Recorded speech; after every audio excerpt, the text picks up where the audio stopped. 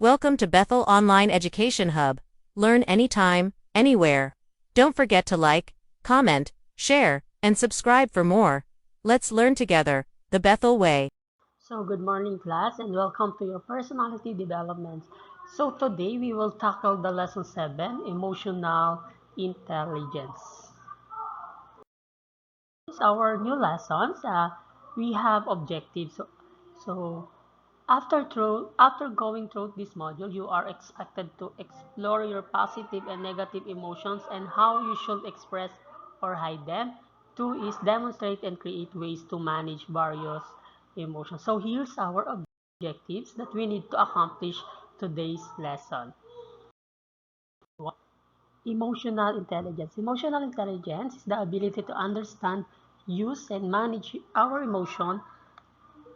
Emotional intelligence is sometimes called EQ or EI for short. Just as a high IQ can predict top test scores, a high EQ can predict success in social and emotional situations. So, ang emotional intelligence or EI o pag-unawa sa emosyon ay ang kakayahan nating mga tao na kilalanin, maunawaan at pamahalaan ang ating mga sariling emosyon, pati na rin ang emosyon ng ibang tao. So mahalaga ito sa pagbuo ng malusog na relasyon, pagpapabuti ng pagtutulungan sa trabaho, at pagpapalago ng personal na kaligayahan. So, ang emotional intelligence ay karaniwang nahahati sa 5 pangunahing bahagi: self-awareness, pagkakilala sa sarili; self-regulation, pagkontrol sa sarili; motivation, pag-motivate sa sarili; empathy or empathiya; social skills, kasanayan sa pakikisalamuha. Bakit mahalaga ang emotional intelligence? Mas mabuting relasyon, pagtutok sa mga emosyon sa trabaho, mas mataas na pagkakaintindihan sa sarili, mas magaan ang pamumuhay. So, ang mga sinyales na mataas ang emotional intelligence is marunong makinig at nagpapakita ng malasakit sa iba, may control sa sarili, open-minded, marunong magbigay ng feedback na may malasakit at hindi nakakasakit, positibo at motivated. At higit sa lahat is mas madaling makipag-ayos kapag may hindi pagkakaintindihan. So, paano mapapabuti ang emotional intelligence? Mag-reflect sa mga emosyon, makinig ng mabuti, magpakita ng empathiya, kumontrol ng emosyon, at magtrabaho sa iyong mga social skills. Ang emotional intelligence, ito ay isang mahalagang kasanayan na makakatulong sa atin sa pagtutok sa mga relasyon, pagtugon sa emosyonal na hamon, at pagpapabuti ng ating kaligayahan. Hindi ito isang katangian na pinapanganak sa atin, kundi isang kasanayan na maaaring matutunan at mapabuti sa pamamagitan ng practice at malasakit sa sarili at sa iba pang tao. Yun po si emotional intelligence. So now, let's proceed to the what are positive emotions. Positive emotions are emotions that we typically find pleasurable to experience. The Oxford Handbook of Positive Psychology defines them as pleasant or desirable situational response, distinct from pleasurable sensation and undifferentiated positive effect. So si positive emotion, ito ay ang mga emosyon na nagdudulot ng kaligayahan, kasiyahan, at kabutihang pakiramdam. Ang mga ito ay nagpapalakas ng ating mental at physical na kalusugan at nagbibigay ng lakas upang magpatuloy sa mga hamon ng buhay. Ang mga positive emotion ay nakakatulong upang mapabuti ang ating relasyon, magbigay ng motibasyon, at magdala ng mas maraming kasiyahan sa ating sa araw-araw na buhay. So, mga halimbawa ng positive emotion, kaligayahan or happiness, pag-ibig, love, pagpapasalamat or gratitude, pagmamalaki or pride, pag-asa, hope, kapayapaan or peace, kasiyahan or contentment. Pangwalo is empathiya or empathy, excitement. Pangsampo, amazement. So, yun po yung mga halimbawa ng positive emotions. So, paano pwedeng palakasin ng ating positive emotion? Mag-practice ng gratitude, maglaan ng oras para sa kaligayahan, maging empathetic at magmalasakit sa iba, magkaroon ng positive mindset, mag-focus sa personal na pag-unlad. So, tandaan, ang mga positibong emotion ay hindi lamang nagpapaganda ng ating pakiramdam, kundi ito ay nagdudulot din ng mas malusog at mas masayang buhay. Mahalagang matutunan nating pahalagahan ang mga maliliit na kagalakan at maghanap ng positibo sa ating buhay. Sa bawat positibong emosyon na nararanasan natin, pinapalakas natin ang ating sarili at ang ating relasyon sa iba. So now let's proceed to the next one is what are negative emotions? On the other hand, negative emotions and those that we typically do not find pleasurable to experience. PAM 2013 define negative emotion as an unpleasant or unhappy emotion which is invoked in individual to express a negative effects towards an event or person. So, ang negative emotion, ito ay mga emosyon na karaniwang nagdudulot ng kasamaang pakiramdam, stress, at paghihirap sa isang tao. Bagamat hindi kaaya-aya, may layunin ng mga negative emotion sa ating mental at emotional na kalusugan dahil ito ay nagbibigay alam sa atin ng mga potensyal na panganib, problema o hindi pagkakasunduan. So, ang mga halimbawa nito is galit, anger, kalungkutan or sadness, takot, fear, pagkamuhi or hatred, panglima is pagkabalisa or anxiety, panganim is pagkahiya or shame, pangpito is sawa o boredom, pangwalo is pagkabalisa o pagkalito, confusion, pangsyam is pagkawala ng pag-asa o hopelessness, and the lastly is inggit or jealous. So, bakit mahalaga ang negative emotions? Dahil ang negative emotions ay mayroong indikasyon ng problema, tinutulungan tayo maging mas ligtas, pangatlo is pagkilala sa sarili, pang-apat is pagpapalakas ng relasyon. So, paano makakayanan ang negative emotion? Maging aware sa emotion, paghinga at pag-relax, pag-express ng emosyon, pagtanggap at pagkakaroon ng perpektibo, and lastly is paghahanap ng solusyon. So, ang mga negatibong emosyon ay bahagi ng ating pagiging tao. Bagamat hindi komportable, ito ay may papel na ginagampanan sa ating emosyonal na kalusugan at pag-unawa sa ating sarili at sa ating paligid. Ang mahalaga ay kung paano natin pinapamahalaan ang mga ito at kung paano natin tinutulungan ang ating sarili na magpatuloy sa buhay ng buo at positibo. So now, here's our examples of positive and negative emotions. Some common positive emotions include, so like what I said earlier, the examples of positive is love, joy, satisfaction, contentment, interest, amusement, happiness, and serenity. Next one is a few of the most commonly felt negative emotions are fear, anger, disgust, sadness, rage, loneliness, melancholy, and annoyance. So here's our examples of positive and negative emotions. So now, let's proceed to now the question is, do we need both? So look back over the list of samples negative emotion. Do you want to feel any of those emotions? You probably do not want it. No wonder it does not feel good to experience any of those emotions. Now look at the list of sample of positive emotion. It is easy to see that this list is full of pleasurable emotion that people tend to seek out. We know that we need positive emotion to function effectively, growth, and thrive. Positive psychologists also argue that while there are many benefits to positive emotional states, our negative emotions are also designed to keep us safe and to motivate us to improve our lives, just as positive emotions do. So do we need them both then? Answer is yes. Now let's proceed to the improving managing emotions and its important communication. Emotional intelligence is a combination of different skills. We have 4. 1 is being aware of your emotions. 2, understanding how others feels and why. 3, managing emotional reaction. And the last one is choosing your mood. Last just a few seconds. Others may stay longer, creating a mood like happiness or sadness. Being able to notice and accurately label this everyday feeling is the most basic of all the EQ skills. So, ang pagiging aware daw o mula sa iyong emosyon ay ang kakayahan nating kilalanin, pangalanan at unawain kung ano ang nararamdaman mo sa kasalukuyang sandali. Ito ang unang hakbang sa emotional intelligence at mahalaga sa mental health, tamang decision at mabuting pakikitungo sa iba. Ano ang ibig sabihin ng being aware of your emotions? Alam mo kung ano ang nararamdaman mo at bakit mo ito nararamdaman. Napapansin mo kung paano naapektuhan ng emosyon ang iyong iniisip, sinasabi o ginagawa. Kaya mong tumigil at mag-isip bago kumilos.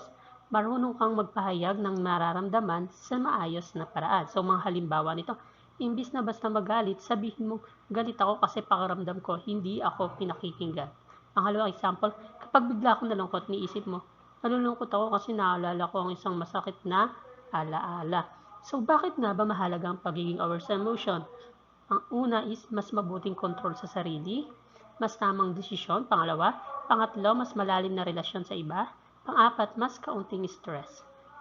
So, paano matuto maging mas aware sa iyong emosyon? Mag-pause kapag may matinding emosyon, huminga ng malalim at tanungin ang sarili, anong nararamdaman ko? Bakit? So, pangalawa, pangalanan ng emosyon. Halimbawa, ako'y naiirita, ako'y nahihiya, ako'y natatakot. Mas malinaw na emosyon, mas malinaw na pagkilos. Pangatlo, gamitin ang journaling o pagsulat. Isulat ang mga nararamdaman araw-araw. Nakakatulong ito sa pag-unawa sa sarili.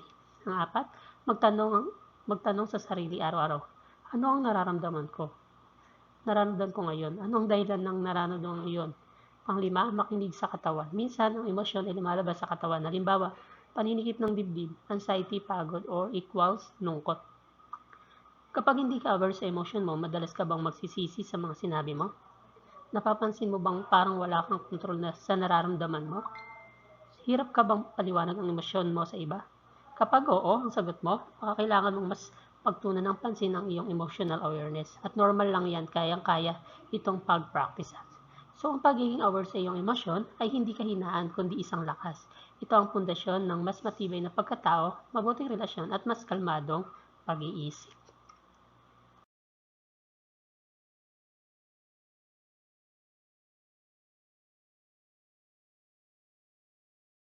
So now let's proceed to the next one. So understanding how others feel and why. People are naturally born to try to understand others. Part of EQ is being able to imagine how other people might feel in certain situations.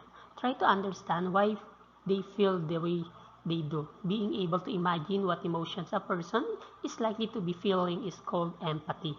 So, ang pag-unawa daw sa damdamin ng ibang tao ay isang mahalagang bahagi ng emotional intelligence. So, tinatawag din itong empathy. Ang kakayahang ilagay ang sarili sa sitwasyon ng iba upang maramdaman at maunawaan kung ano ang kanilang pinagdadaanan at bakit nila ito nararamdaman.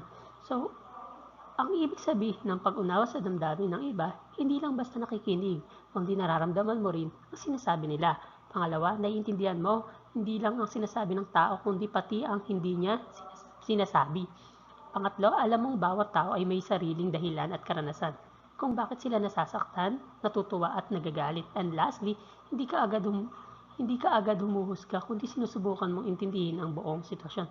So halimbawa, kapag may kaibigan kang tahimik, iniisip mo, baka pagod siya o may pinagdadaanan, hindi ko muna siya kukulitin. Kapag may sumigaw sa iyo dahil stress siya, siguro hindi ako ang talagang pinupuntirya niya. Baka may problema siya sa bahay o trabaho. So, yun yung mga example ni understanding how others feels and why. So, bakit ba mahalaga ito? Para mas matibay ang relasyon. Pangalawa, mas kaunting away o hindi pagkakaintindihan. Pangatlo, mas epektibong komunikasyon. Pang-apat, mas maayos na pagtutulungan. So, paano matututo na mas mabuting pag-unawa sa iba? Makinig ng buong pansin. Unawain muna bago sumagot. Pangalawa, obserbahan ang body language. Pangatlo, magpakita ng empathy, hindi lang solusyon. Pangapat, mag-isip bago humusga. And lastly, magtanong ng may pagmamalasakit. Halimbawa, okay ka lang ba talaga? Gusto mo bang pag-usapan natin to? And lagi natin tatandaan, ang pag-unawa sa nararamdaman ng iba, isang regalo at kasanayan. Hindi ito nangangahulugang kukunin mo ang bigat ng problema ng iba, kundi pinapakita mong hindi sila nag-iisa. So yun po si understanding how others feels and why. So now let's proceed to the managing emotional reaction. Everyone gets angry. Everyone feels disappointed. Often, it is important to express how you feel. However, managing your reaction means knowing when where, and how to express yourself. When you become overly stressed, you lose control of your emotion. So, ang pamahalaan ng iyong emotional na reaction ay isang mahalagang bahagi din ng emotional intelligence. Lalo na kapag ang mga emosyon ay malakas o matindi, mahalagang matutunan kung paano kontrolin at hawakan ang mga ito ng maayos upang hindi ito magdulot ng mga negatibong epekto sa iyong sarili at sa iba. So bakit mahalaga ang pagmamanage ng emotional at reaction? Para makaiwas tayo sa impulsive action, para mas epektibo ang komunikasyon, pangatlo, para magprotekta sa iyong mental at at physical na kalusugan. Pang-apat, mas magandang relasyon. And ano nga ba ang mga hakbang sa pamahalaan ng iyong emosyonal? So, number 1, kilalanin at pagtibayin ang iyong nararamdaman. So, maging aware sa iyong nararamdaman, sa emosyon mo, galit, takot, kalungkutan, or frustration. So, halimbawa, nararamdaman kong mainit ang ulo ko ngayon. Pero bakit nga ba? May nangyaring hindi ko gusto kanina. So, pangalawa, huminga ng malalim. So, kapag ang emosyon ay sumabog, mag-pause at huminga ng malalim ng ilang beses. Halimbawa, kapag nainis ka, magtigil saglit at huminga ng 4 na segundo. Tapos, huminga palabas ng 4 na segundo. Gawin ito ng 3 hanggang 5 beses. Pangatlo, magtanong sa mga positibong tanong sa sarili. So, halimbawa, ano ang mga pwedeng maging solusyon sa sitwasyong ito? Pangalawa, paano ko kaya matutulungan ng sarili ko na maging kalmado? So, pang-apat, i-redirect ang iyong intention. So, mag-focus sa isang bagay na magpapakalma sa iyo, tulad ng paghinga, paglalakad, paggawa ng isang activity na ikinagagalak mo. So halimbawa, kung ikaw ay nagagalit sa isang tao, maglakad-lakad muna o magtulungan sa ibang bagay upang mabawasan ang iyong tensions. So, pang-5, gumamit ng coping mechanism like paggawa ng journal, pag-exercise, pag-usap sa isang kaibigan or therapy. So halimbawa, pagkatapos ng mainit na usapan, mag-journal ka ng iyong nararamdaman upang mailabas ang iniisip mo. Pang-6, mag-practice ng self-compassion. So, ang halimbawa nito, nagagalit ako kanina at nasaktan ko ang iba. Hindi ko sinasadya pero tutunan ko na dapat mas kontrolado ang aking emosyon. Huwag na magtulungan sa ganitong pagkakataon. Pang-7, maglaan ng oras para mag-isip. So halimbawa, kung ikaw ay nakakaranas ng matinding galit, maaari kang magpaalam sandali. I need a few minutes to cool off. So, mga dapat iwasan sa pamahalaan ng emosyon. Huwag labanan ang iyong emosyon. Pangalawa, huwag mag-suppress ng emosyon. Suppress ng emosyon. Pangatlo, huwag mag-react ng mabilis. Pang-apat, and lastly, huwag i-accuse ang iba. So, ang pamamahala ng emotional na reaction or managing emotions reactions ay isang mahalagang kasanayan na makakatulong sa atin upang magkaroon ng mas malusog na relasyon at mas maayos na mental health. Ang kontrol sa emosyon ay hindi nangangahulugang hindi na natin nararamdaman ang mga ito, kundi ang pagtanggap, pag-unawa, at paghahanap ng tamang paraan upang mag-react ng hindi nakakasakit sa iba at sa iyong sarili. So now, let's proceed to the next one. So, choosing your mood. Part of managing emotion is choosing our moods. Moods are emotional states that last a bit. We have the power to decide what is right for a specific situation. Choosing the right mood can help someone get motivated, concentrate on a task, or try again instead of giving up. So, ang konsepto ng choosing your mind ay tumutukoy sa pagkakaroon ng kontrol sa iyong mga iniisip, pananaw, at reaksyon sa buhay. Sa madaling salita, ito ay ang pagpili kung paano mo tinitignan ang mundo at kung paano mo pinipili kung anong uri ng mga kaisipan ang pagpapayagan mong magdomina sa iyong isipan. So, bakit mahalaga ang choosing your mind? Para magkaroon ng positibong outlook. Pangalawa, para mas kontrolado ang reaksyon. Pangatlo, pagtutok sa layunin. Pang-apat, and lastly is para ang mental and emotional resilience. So, paano choosing your mind ang iyong iniisip? Maging aware ng iyong mga kaisipan. So, halimbawa, kapag nararamdamang takot ka sa isang bagay, tanong mo sa sarili mo, totoo ba ito? Kung magkamali man ako, anong magaganap? Pangalawa, piliin ang iyong pananaw. So, halimbawa, kung nagkaroon ka ng pagkatalo sa isang proyekto, sa halip na mag-dwell sa kabiguan, tanongin ang sarili, Ano ang mga natutunan ko dito? Paano ko ito magagamit sa susunod? Pangatlo, palitan ang negative thoughts ng positive ones. So halimbawa, kung iniisip mong hindi ko magagawa to, palitan mo ito ng ito ay isang pagkakataon para mag-grow at kaya ko to. Pangapat, gamitin ang affirmations o positibong pagtanggap. So halimbawa, ako ay sapat. Pangalawa, may kakayahan akong magtagumpay. Pangatlo, tinutulungan ko ang sarili upang maging mas mabuting tao araw-araw. Panlima, mag-practice ng mindfulness.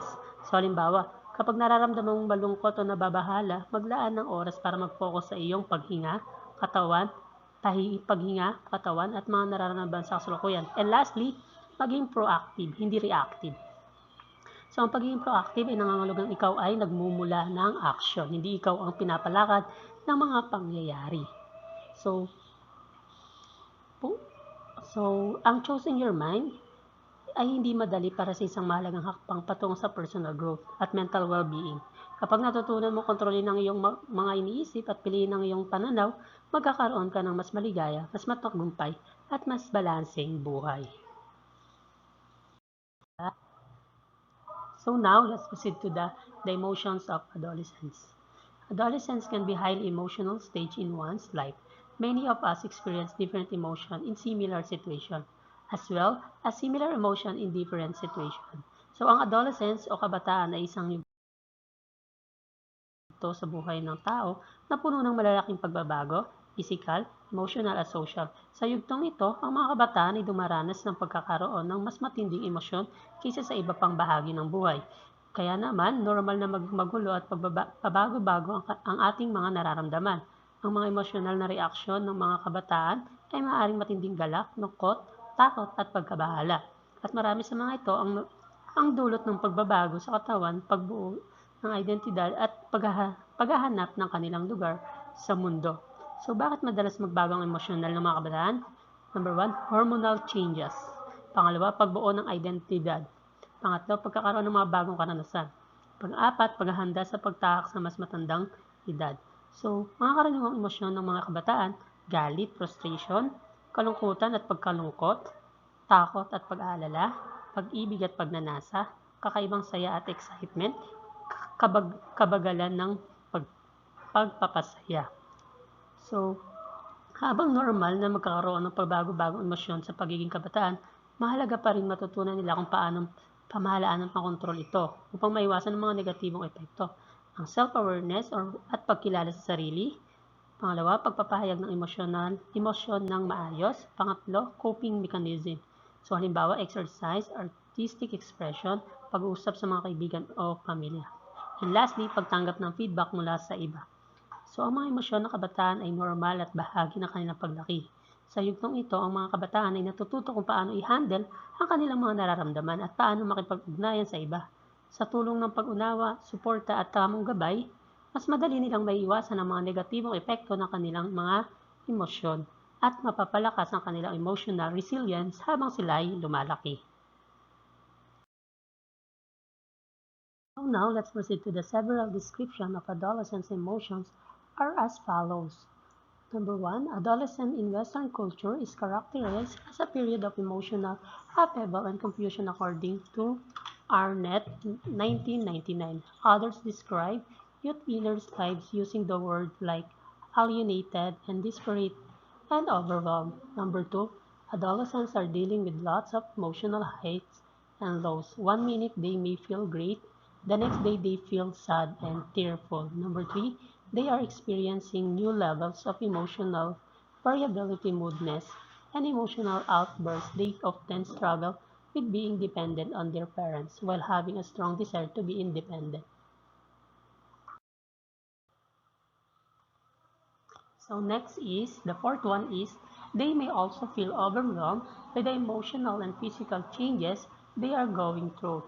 They may be facing different pressures from friends to fit in, plus the added responsibilities at home and stricter grading policies in school and expectation to do well in other activities like sports or part-time jobs. So the fifth one, the last one is, they are particularly vulnerable to a roller coaster of emotions. Pighard 2010 added further that the loss of childhood is so painful for adolescents that developmental challenges are so doubting. So yan po yung limang several description of adolescents' emotions.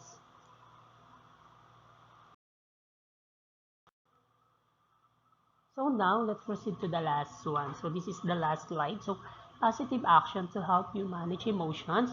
Did you know that you can take a number of actions that will help you manage your emotions? Many of them are very general, but it is worth trying them because you may find that they truly work. So the first one is exercise. Kailangan daw natin mag-exercise para ma-manage ating emotions. And be kind to others. So maging mabuti tayo sa kapwa natin para yung isip natin is hindi siya may stress. So be open and accept what is going on around you. So i-accept natin yung mga nangyayari sa mga paligid natin, kung ano yung mga gustong sabihin sa atin ng ibang tao, i-accept lang natin. So don't be stressed. Okay?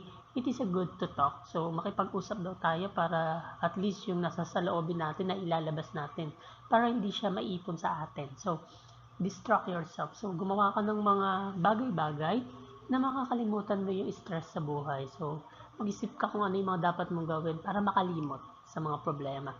Do not give in to negative thoughts. So huwag ka magbibigay ng mga negative thoughts sa ibang tao, sa sarili mo. Kasi sometimes yung binibigay nating negative comments sa iba is nakakabigay pala siya ng problema. So tayo, kapag may problema tayo, huwag tayong mag-isip ng mga negative thoughts. No? So ibig sabihin, puro positive thoughts lang yung kailangan nating sabihin sa sarili natin. Puro positive lang. Huwag tayong magbibigay ng mga negatives. Spend time outside. So magbigay tayo ng oras para gumala, magliwaliw-liwaliw. So para makalimot tayo. So libangin natin ang sarili natin. Gumala tayo, pumunta tayo sa mga peaceful places. Yung yung isip natin. Kumbaga, maghanap tayo ng mga peace of mind, di ba? So, pwede naman tayong pumunta sa mga nature trip, di ba? Mag-nature travel, yan. Para mas maging yung isip natin. So, be grateful, play on your strength, and also be aware of the good things in your life. So, maging aware tayo sa mga bagay-bagay na mangyayari sa ating buhay. Okay?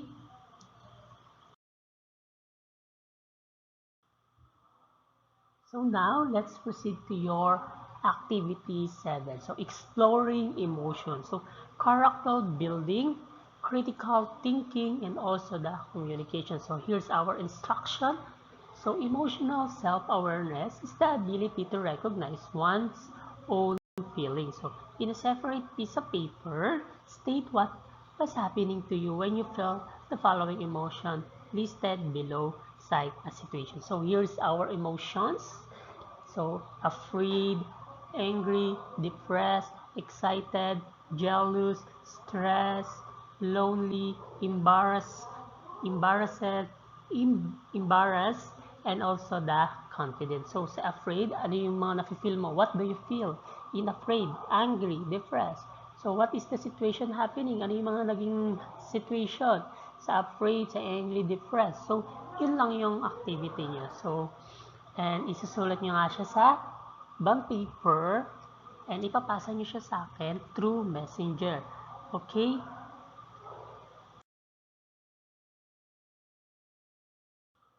So and that's our lessons for today. I hope you learned a lot in this lesson. So if you have any question, clarification about this activity or lesson, don't hesitate to PM me because I am your teacher. I will help you. Thank you and goodbye. Have a nice day.